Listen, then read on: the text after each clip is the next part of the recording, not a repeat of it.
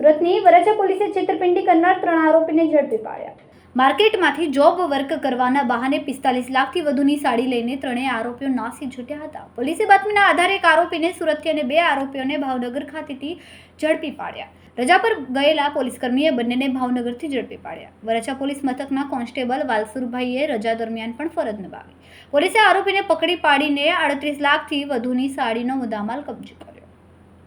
Cameraman Senil Virani સાથે વિશાલ છેઠા, માનવ Prabha news, Surat.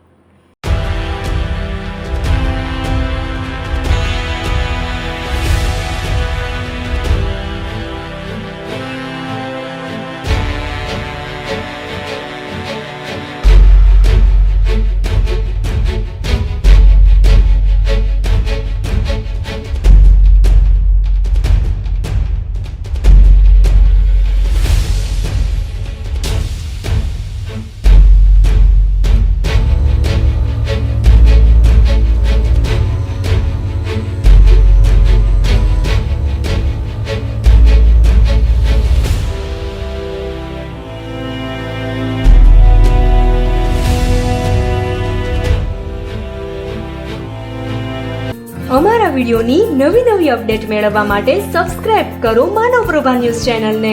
Bell icon click કરો latest video સૌથી પહેલા મેળવવા માટે।